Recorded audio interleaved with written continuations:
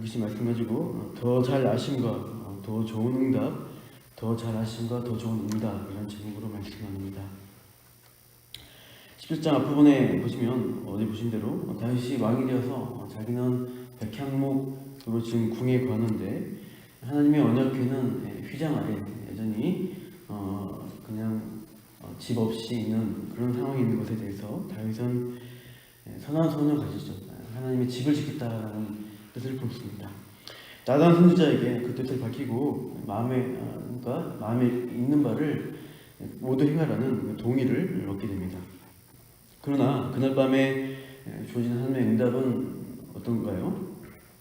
너는 내가 거할 집을 건축하지 말라라는 것이죠.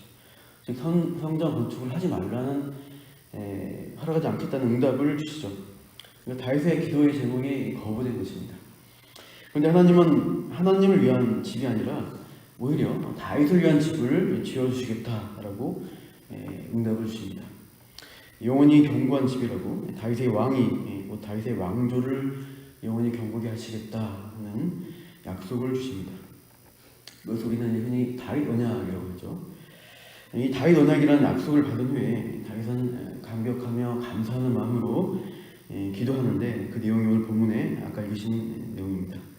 16절 보시면 다윗 왕이 여호와 앞에 들어가 앉아서 이렇게 고백하죠. 여호와 하나님이여 나는 누구이오며 내 집은 무엇이기에 나에게 이 이르게 하셨나이까, 이렇게 물으면서 기도를 시작합니다. 그 하나님의 주신 응답과 그 약속 앞에 인간 다윗은 엎드리며 내가 누구이기에 내 집이 무엇이건데 하면서 이렇게 은혜를 베푸십니까 고백하며 자신의 기도를 시작합니다. 다윗이 자신이 어떤 자인가 다시금 생각하고 고백하게 한 이유가 있죠. 그것은 그가 다윗 언약을 주시는 그 하나님을 경험했기 때문입니다. 그 약속 안에서 하나님의 은혜와 성품이 무엇인가를 다시 새롭게 알았기 때문이에요. 다윗은 이 기도의 자리에서 1대1로 하나님 만나면서 단독자로 하나님과 대면하면서 기도하고 있어요. 그래서 다윗의 기도의 이 문장들을 보시면 문장의 시작마다 기도의 대상이신 하나님을 계속 반복해서 부르고 있습니다. 16절 기도 시작한 부분 여호와 하나님이여 라고 시작하죠. 17절에서도 하나님이여 라고 하고요. 또 중간에도 여호와 하나님이여 부릅니다. 19절에도 여호와여, 20절에도 여호와여, 23절에도 여호와여 라고 반복해 부르고 있습니다. 25절 밑에 부분 가보시면 나의 하나님이여 부르고 26절에 여호와여 라고 하면서 27절 중간에 기도를 마무리할 때도 여호와여 라고 부르면서 계속 기도를 이어가고 있습니다. 반복해서 여호와여 하나님이여 이렇게 부르는 이유는 무엇인가? 제가 볼 때 18절에 그 단서가 있다고 생각됩니다. 18절 말씀 같이 읽어볼까요? 시작. 주께서 주의 종에게 베푸신 영예에 대하여 이 다윗이 다시 주께 무슨 말을 하오리까? 주께서는 주의 종을 아시나이다. 주께서는 주의 종을 아시나이다 라고 고백하고 있어요. 나를 아시는 주님이십니다. 이렇게 고백해요. 그러니까 다윗에 대해서 다윗 자신이 아는 자신보다 하나님이 알아주시는 자신이 더 잘 아신다는 것이죠. 그렇게 나를 알아주시는 하나님이라고 고백하고 있어요. 우리가 하나님께 기도하면서 내 사정 하나님 아시나요? 내 고민과 고백을 아시나요? 질문하면서 언제 응답하시냐고 우리가 때로는 기다리고 한탄하면서 기도합니다. 다윗도 하나님을 집을 향한 선한 기도의 제목을 가졌을 때 하나님의 응답을 주시는데 다윗의 그 선한 마음을 아셨죠. 근데 다윗이 원하는 대로 응답하지는 않으셨습니다. 오히려 다윗의 기도의 제목을 막으셨고 그런데 더 새로운 기도의 제목을 주셨습니다. 그러니까 주의 종의 마음을 아시지만 하나님이 어떻게 하시냐. 또 19절 같이 읽겠습니다. 시작. 여호와여 주께서 주의 종을 위하여 주의 뜻대로 이 모든 큰 일을 행하사 이 모든 큰 일을 알게 하셨나이다. 그러니까 내가 하나님을 위해서 무언가를 하려는 제목을 어떤 의도를 가졌는데 그러나 하나님의 뜻과 계획은 다른 것이었죠. 주께서 주의 종을 위하여 오히려 주의 뜻대로 이 모든 큰 일을 행하사 이 모든 큰 일을 알게 하셨나이다 라고 고백해요. 그러니까 내 뜻보다 더 좋은 더 큰 일, 그것을 행하시려는 하나님의 뜻. 이 모든 큰 일을 하나님이 내게 알려주셨다라고 고백하고 있습니다. 그러니까 하나님은 어떤 하나님이냐? 더 좋은 응답과 더 좋은 약속을 주시는 그런 선하신 하나님이다. 이것을 내가 알았습니다. 이 고백을 하게 됩니다. 하나님이 우리의 의도와 계획과 다르게 인도하실 때가 많습니다. 그럴 때 우리가 그 하나님의 인도심에 대해서 어떻게 고백해야 하겠습니까? 나보다 나를 더 잘 아시는 주님이 그래서 내가 구하는 것보다 더 좋은 것을 응답하시고 약속하시는 그 하나님 되심을 믿습니다. 하나님의 선하신 인도심을 인정하고 따르겠습니다라는 고백의 기도가 있어야 할 것입니다. 하나님은 우리보다 인간보다 더 크시고 더 지혜로우시기 때문입니다.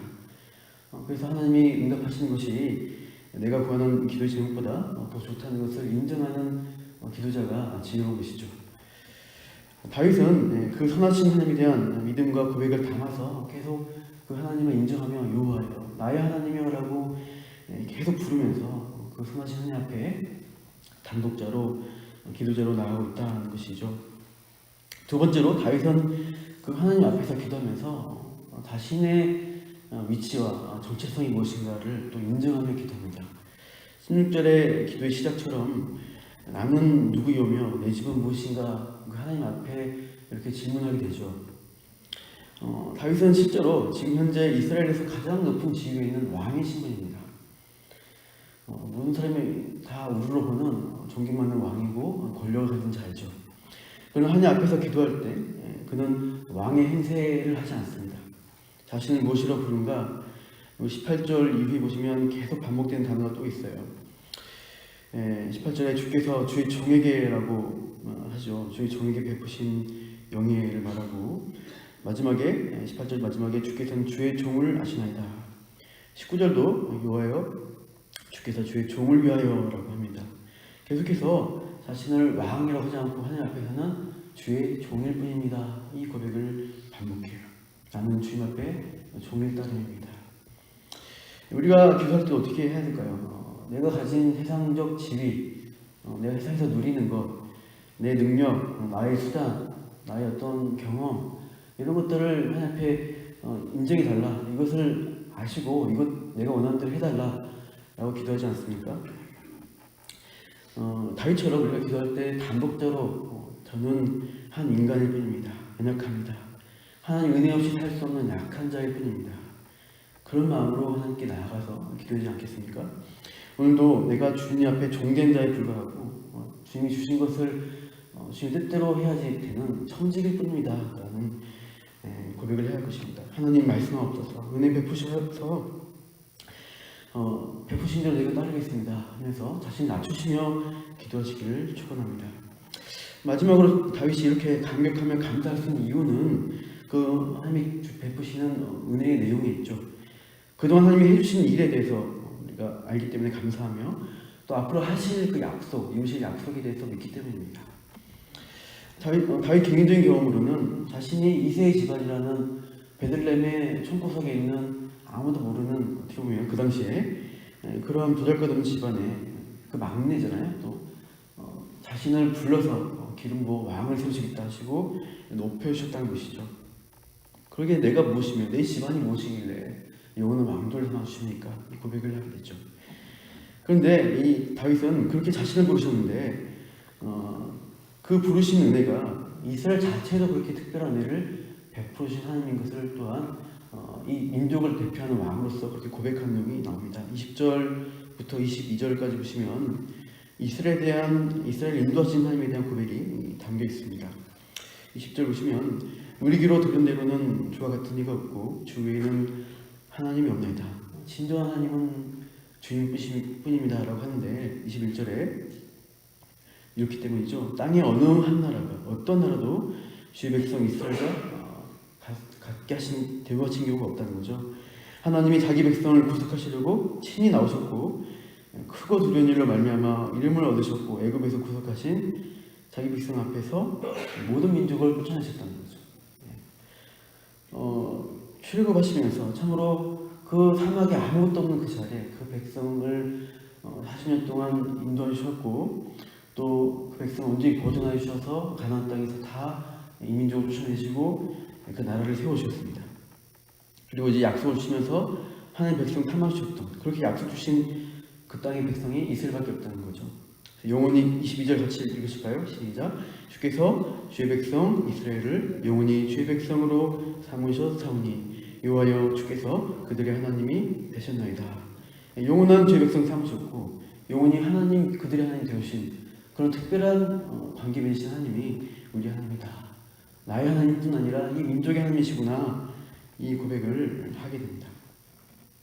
이 민족 위에 이 영원한, 나를 향해 영원한 왕조를 세우셔서 이 백성을 하나님이 영원히 붙드시고 하나님 백성 삼아주신 이 은혜를 감사하면서 또 앞으로 그렇게 인도하신 하나님을 기대하며 감사의 고백이 넘치는 것이라고 할 수 있어요. 현재 이 역대기를 기록하고 있는 현재 상황은 지금 포로 귀환한 상태에 있고 여전히 제국의 아래 속국으로 남아있는 백성들입니다. 나라의 깃털이 있지 않고 그냥 어떻게 보면 식민지 상태에 놓여있는, 어떻게 보면 미래가 확실히 보이지 않지만 약속은 주어져서 돌아왔어요. 그러나 아직 다윗과 같은 왕은 나타나지 않은 상태에서 이 역대기를 기록한 이스라엘 백성은 다윗이 주신 약속을 기억하는 것입니다. 우리가 원하는 대로 나라가 회복되고 이스라엘 옛날처럼 왕조가 회복되지 않지만 하나님이 다윗에게 주신 그 언약처럼 하나님이 분명히 더 좋은 것으로, 우리가 기대한 것보다 더 좋은 것을 주실 하나님이시다. 이 고백을 부르며 외치며 그들은 또 그 메시아에 대한 고백을, 또 영원한 복음에 대한 소망을 갖고 있다고 할 수 있어요. 우리가 이 땅 가운데 살아갈 때도 이 포로교나 공동체처럼 어려움이 있고 당장 눈에 보이는 회복이 없을 수 있습니다. 응답이 안 될 수 있어요. 그러나 하나님은 우리보다 더 잘 우리 아시고 더 좋은 곳을 주시는 하나님이신 것을 그때도 고백했고, 우리도 이 시간에 함께 고백하면서 이 하루하루 참으로 기도자로서 하나님을, 선하신 하나님을 인정하고 믿는 참 믿음의 성도로서 오늘도 나아가시고 승리하시기를 축원합니다. 기도하겠습니다. 하나님, 내가 나를 아는 것보다, 내 처지를 고백하는 것보다 우리를 더 잘 아시고 우리의 미래와 운명과 우리에게 주신 약속을 더 잘 아셔서 더 선한 것으로 응답하신 하나님이심을 우리가 기도 가운데 고백하기를 원합니다. 오늘 말씀 가운데 다윗이 또 포로 귀환하여 이렇게 역대기를 기록하며 고백하는 그 공동체 가운데 더 선하신 하나님이심을 인정하며 나아간 그 믿음의 성도들처럼 오늘도 우리 또한 그 하나님을 믿는 자로서 고백하며 오늘도 주님 앞에 나 자신을 맞추지만 더 잘 아시고 더 선하게 응답하실 그 하나님 붙들고 믿음으로 나가기 원하는 우리 모든 성도들에게 주님 선하게 그 선한 인도하심을 베풀어 주시옵소서. 오늘도 기도하며 그 하나님 붙들고 나아가겠습니다. 그렇게 인도하신 하나님을 찬양하며 감사하며 이 모든 말씀 예수님 이름으로 기도합니다.